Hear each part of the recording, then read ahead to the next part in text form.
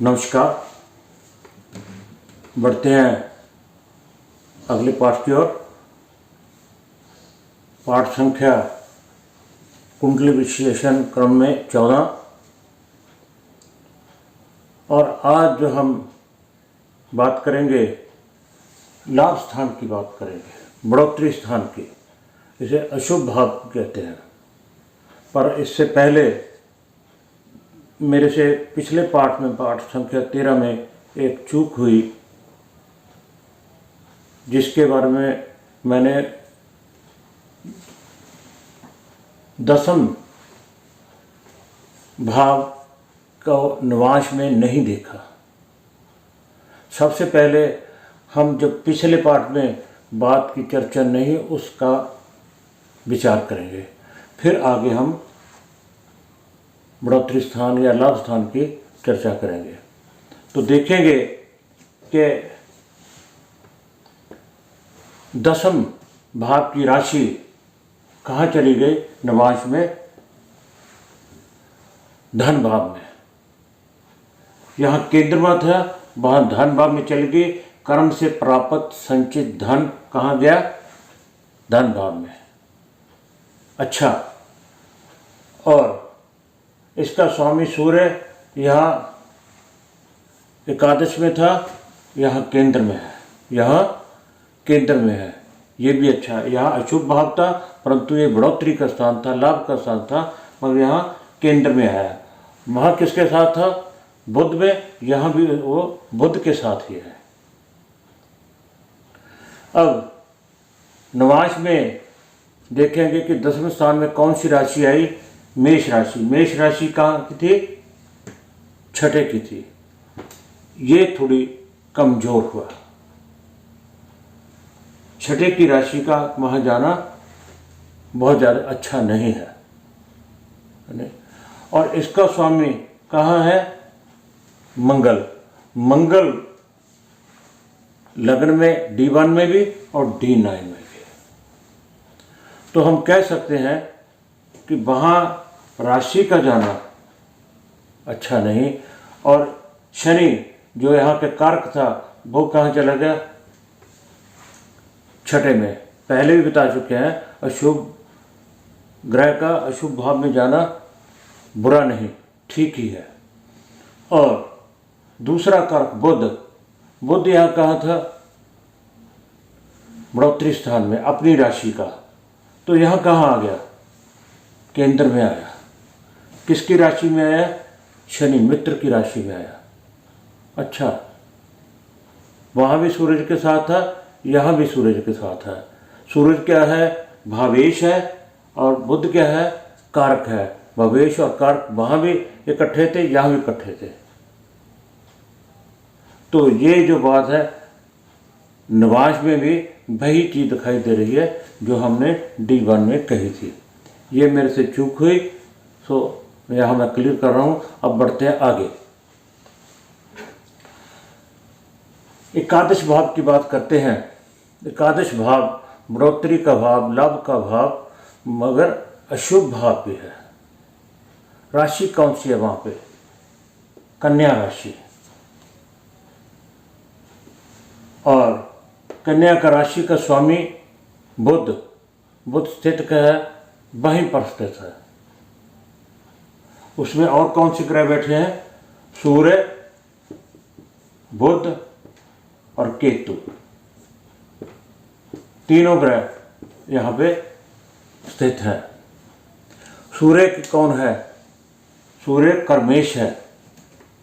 कर्मेश का लाभेश में जाना अच्छा। और किसके संग? बुध के संग। बुध कर्म भाव का कारक। कारक और भावेश दोनों का इकट्ठा होना, और वो भी लाभ स्थान में अच्छा। किसके साथ? केतु के साथ। अगर कारक की चर्चा करें, भावेश तो वहीं पर है ही है। अगर कारक की चर्चा करें तो कारक कौन है? बुध और शनि।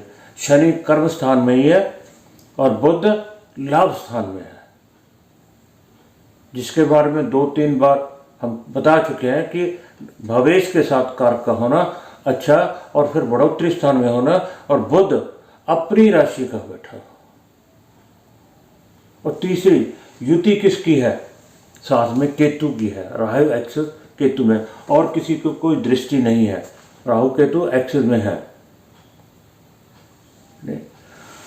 और इस स्थान का कारक कौन है? गुरु। गुरु की स्थिति कहाँ है? केंद्र में। गुरु केंद्र में स्थित है। उसके ऊपर किसकी दृष्टि है? मंगल और शनि के। मंगल और शनि से पीड़ित है, परंतु ये सूर्य से 1 2 3 4 5 6 भाव आगे है, तो ये अवश्य वक्री होगा, तो बलवान भी होगा। इसमें क्षमता होगी दूसरों की मार सहने की, प्रहार सहने की। अगर ये बकरी ना होता तो और भी पीड़ित करता जातक को। ये बकरी है तो ये इसमें क्षमता है प्रहार सहने की दुश्मनों के। तो किसके साथ है? इसके ऊपर दृष्टि किसकी? शुक्र शुभ ग्रह है, शनि की भी है। तो और इसके साथ युति किसकी है? भावेश की। भावेश की युति केतु के साथ है। केतु के बारे में मैंने पिछले पार्ट में भी बताया कि केतु ऐसा ग्रह है जिसके संग होता है सारी उम्र उसका साथ निभाता है। इसके दोस्त मित्र खुद पीछे हट जाएंगे, मगर ये पीछे नहीं हटेगा। ये ताउम्र उसका साथ देता ही रहेगा, निभाता ही रहेगा। जिसका एक बार झंडा उठा लिया उसी के गुण गाता रहेगा। अगर ये राजनीति में है तो दल बदलू नहीं होगा, परंतु कर्मेश के साथ है, कर्म भाव में उसका भी साथ देगा, कर्मेश का साथ भी देगा। क्यों? इसके सहकर्मी, इसके साथ काम करने वाले, वो भी परेशान होंगे कि हम जितना परिश्रम ये करता है हम उससे ज़्यादा करते हैं, मगर फल इसको अधिक मिलता है। क्यों? क्योंकि बुध जो है एकादश के साथ साथ अष्टम का स्वामी में है। अष्टम का स्वामी होने के कारण अचानक लाभ जो होता है वो अष्टमेश होने के साथ और साथ में केतु के साथ होने के साथ। तो अब हम जो है इसकी स्थिति एकादश भाव की स्थिति जो है नवाश में देखेंगे।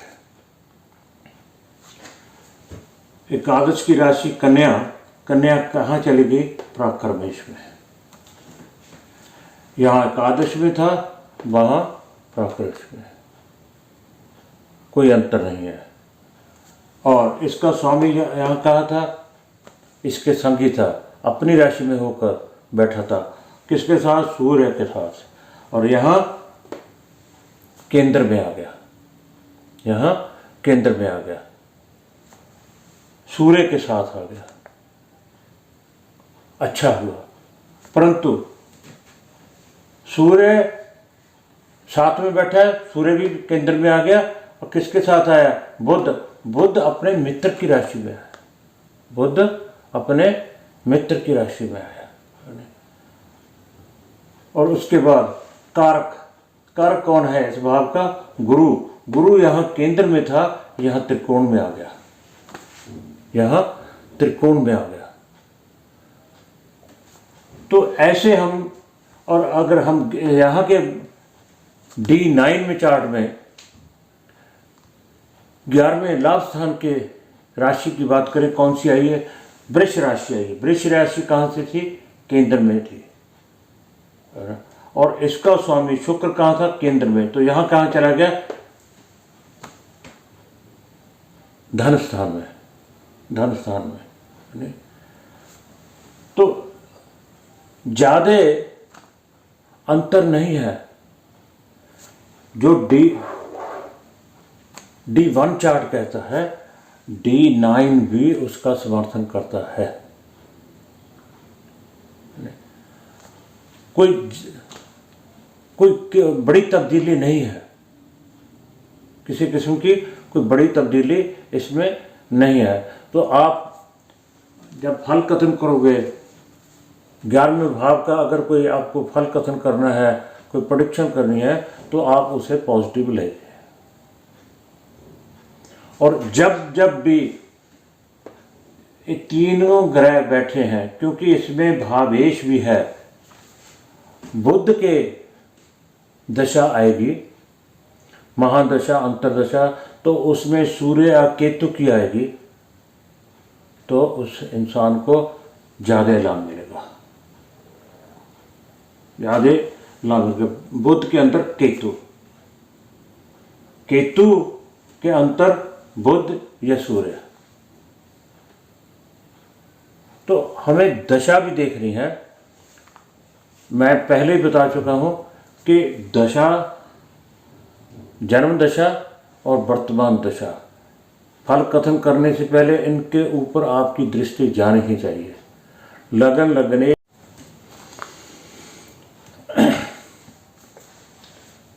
तो बुध जो है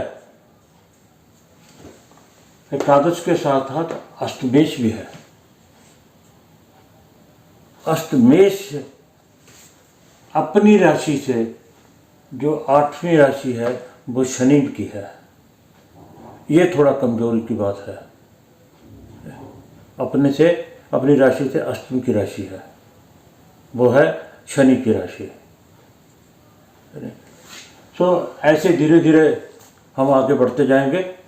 और इस भाव में इतना ही, और अगले पार्ट में हम द्वादश भाव की बात करेंगे। तो शायद मैंने बता दिया है कि गुरु जो है बकरी है, जो कि विचलित नहीं होने देता, इसमें सहनशीलता अधिक आ जाती है। और साथ में केतु हो, केतु के साथ से और भी हौसला बढ़ता है बुध का, क्योंकि बुध अपने से पंचम को देख रहा है, विवेकी भी होगा। सो इस पार्ट में इतना ही। अगले पार्ट में मैं फिर बता रहा हूँ कि द्वादश भाव की बात चर्चा करेंगे। तो आप सबका बहुत बहुत धन्यवाद।